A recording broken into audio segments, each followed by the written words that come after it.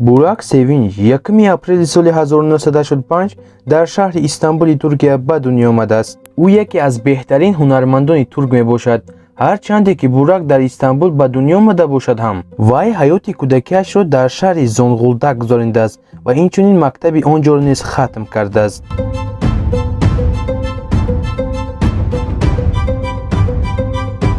پدر او در کن انگیش کار میکرد. بابا و عمک بوراک موسیقی می نواختند و از همون سبب بوراک سوینچ در سن 11 سالگی به موسیقی شوق و هوس پیدا نمود. پس از ختم مکتب بوراک سوینچ به دانشگاه تکنیکی شهر استانبول به نام یولدوز در فاکولته صنعت و دیزاین انسامبل های موسیقی داخل می شود. او قریب تمام اسباب های موسیقی را نواخته می تواند. بعد مدت بوراک سوینچ به عالم سینما داخل می شود. او پس از هنرمند شدنش موسیقی را ترک نکرد و حیات خود را به موسیقی تصور کرده نمی تواند.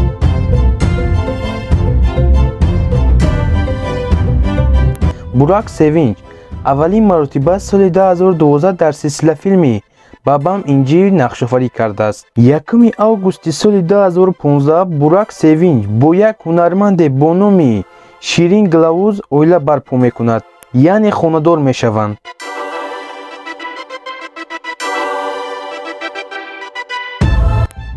بوراک بسیارتر به ورزش شوق و هوس دارد. او اینچنین بازی‌های ورزشی به مانند بسکتبال، والیبال و گندبال را دوست می‌دارد.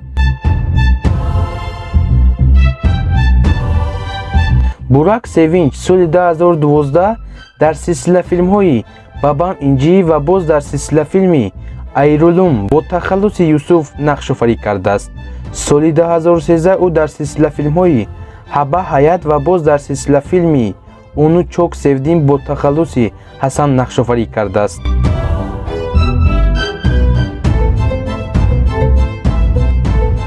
از سال 2013 تا سال 2015 او در یک از سلسله فیلم های مشهور با نام کورتلر و دیسی پوسو یعنی وادی گورگوندام با تخلص تیمور نقش‌آفرینی کرده است. سال 2015 او در سلسله فیلم اولی افکلی با تخلص جیها نقش‌آفرینی کرده است.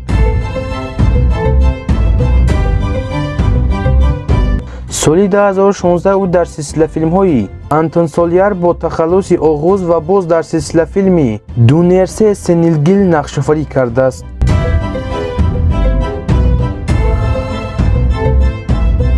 سال 2017 باشد او در سلسله فیلم های محله و باز در یک از سلسله فیلم های مشهور با نام سوز یعنی قول با تخلص فاتح نقش‌آفرینی کرده است. سال 2019 باشد او در سلسله فیلمی مکه با تخلص جیم نقش‌آفرینی کرده است.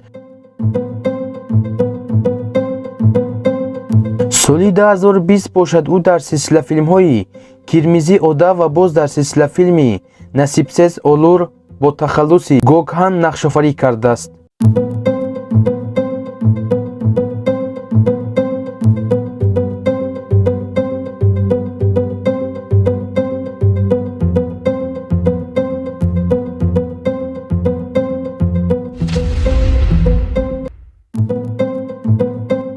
نجاتی ششماز 15 دکبر سال 1971 در شهر الازیای ترکیه چشم به عالم هستی گشوده است. پدرش عبدالخوست ششماز، مادرش ساحل ششماز و عمکش سابق وکیل ملت طاهر ششماز می باشد. نام پورش محمد نجاتی ششماز است و او دو برادر دیگر دارد با نام رجی ششماز، زبیره ششماز دارد. مسلک او صاحبکاری سیاحی می باشد. نجاتی ششماز فاکولته صاحبکاری و سیاحی را در کانادا ختم کرده است. او مدت 6 سال در امریکا بود و 11 سپتامبر سال 2001 به وطنش با نزد عائله‌اش برمیگردد. او دوباره خواست که به امریکا سفر کند و با سبب‌های گوناگون این سفر دست کشید و حیاتش را دوباره در ترکیه دوام داد و اینچنین به تجارت سیگار مشغول شد. بعدتر او با یک پرودوسر شناخته عثمان سیناو برای یک سلسله فیلم به محاسبه رفت. این مناسبه برای پیشرفت کاری فعالیت هنرپیشگی او آینده بسیار خوب بود. пас аз ин ки дар силсила филми Водии Гургон нақшофариро сар кард, дар назди ҳама дӯстонаш ҳамчун характери Полатро гирифт, яъне ҳамчун дӯстонаш ӯро Полат ном мебурданд. Неҷати Шашмаз мегӯяд ки вақте ки силсилафилми Водии Гургонро оғоз намудам, ҳаётам ба куллӣ тағйир ёфт ва баъди ин силсилафилм маро танҳо дар Анқара бо номи худам фарёд мекунанд. Дар ин Истанбул ва дигар ҷойҳо бошад маро ҳамчун Полат мешиносанд ва ҳамчун Полат ном мебаранд. аз сабаби ӯ истеъдоди ҳунарӣ хуб дошт, аз ин сабаб ӯ хизмати низомиро дар муддати 28 рӯз ба итмом расонидааст ва соли 2005 ӯ дар филми Водии Гургон Ироқ бо характери Полат Алемдор ҳунарнамоӣ кардааст. Полат аз рӯи филми Водии Гургон Ироқ бисёр фоидаи калон ба даст овард ва инчунин аз рӯи ин филм ки ҷойи аввалро гирифт, Неҷати Шашмаз соли 2012 бо духтаре бо номи Нариҳан Каречӣ оила барпо мекунад. духтар аз Полат 21 сол хурд мебошад. Дере нагузашта дар ин оилаи хушбахт писарчае ба дунё меояд ва онҳо номи писарчаашонро Алӣ мегузоранд. Неҷати Шашмаз дар давоми наворбардории филмҳояш буд ки ба садама дучор мешавад. ин воқеа 2 соли 2014 рух дода буд. далелҳо нишон медиҳанд ки сабаби ба садама дучор шудани он аз беаҳамияти занги телефон буд. айни ҳол бошад, ӯ сиҳату саломат мебошад.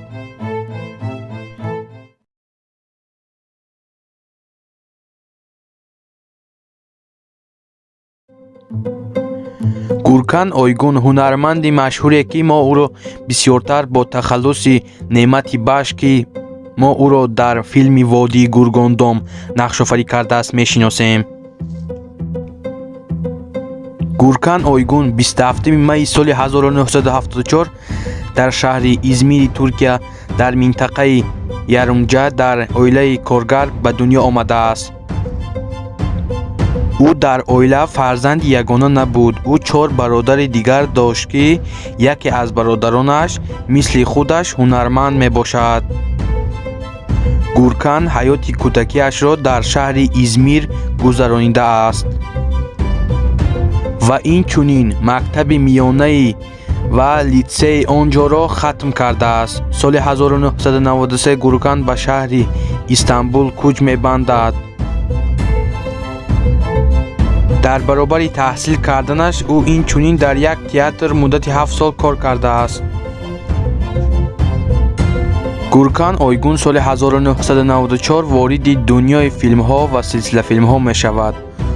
ӯ донишгоҳи консерваторияи шаҳри Истанбулро хатм кардааст. Гуркан Ойгун 26 апрели соли 2008 бо як духтаре бо номи Шебнем Ойгун оила барпо мекунад, яъне хонадор мешаванд. дар охири соли 2008 онҳо соҳиби як духтараке бо номи Меҳрабан мешаванд. соли 2010 дар ин оилаи хушбахт боз як писарчае ба дунё меояд. номи писарчаашон Атеш мебошад. филмҳо ва силсилафилмҳое ки Гуркан Ойгун нақшофарӣ кардааст.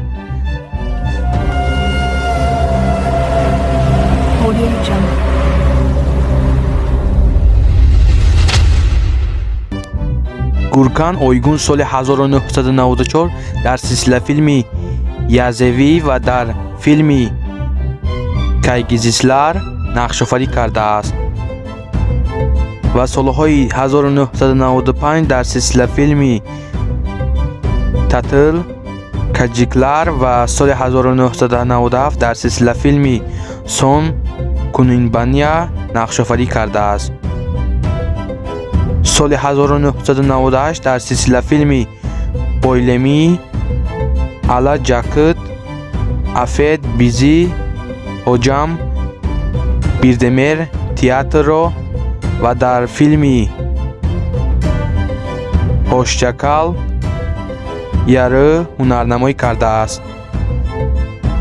соли 1999 бошад дар силсила филми гилан ҳикоясу ва дар силсила филми фейзулия нақшофарӣ кардааст.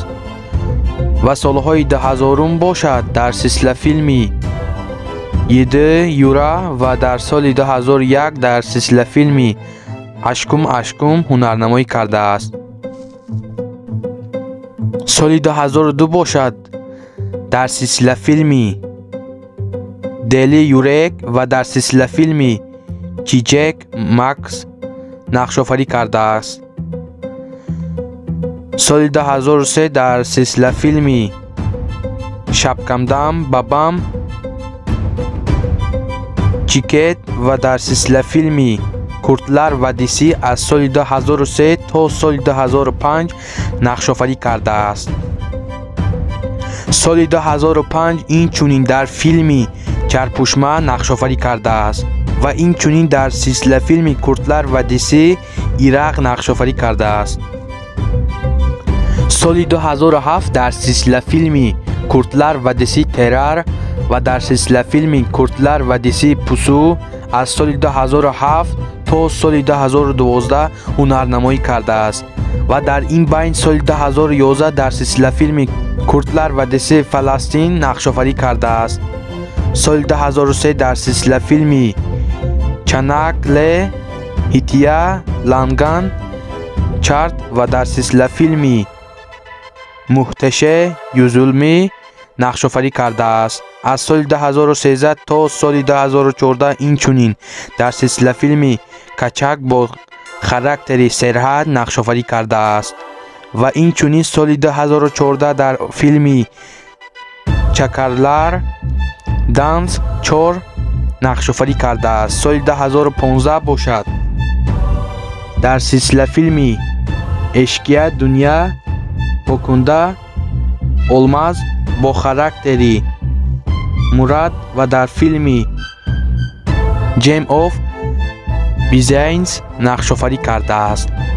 худи ҳамон сол инчунин дар силсила филми Ҳедия ва дар филми Йимек Кайдр Ямак ҳунарнамоӣ кардааст. соли 2016 дар филмҳо ва силсила филмҳо Анқара Язу ва характери Аҳмед дар филми Дайёрмаю дар нақши Таҳсин Ҳара дар силсила филми Кеҳрибар дар нақши Орҳан нақшофарӣ кардааст ва дар филми Саманҷу Баба Ашкун Сару нақшофарӣ кардааст.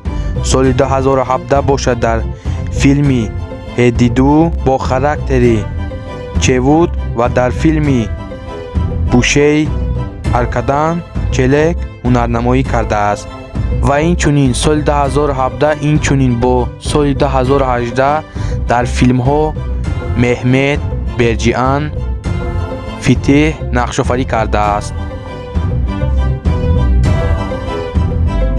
инак мо ба анҷоми барнома расидем. барои пешрафти кори мову шумо дар комментария фикру ақидаҳоятонро нависонед ва дар видео лайк гузоред ва инчунин дар канали Шараф Медиа обуна шавед ва дӯстони худро даъват намоед. барои дастгирии ҳаматон ташаккури зиёд. хайр, то барномаҳои дигар. худо ёру мададгоратон бод.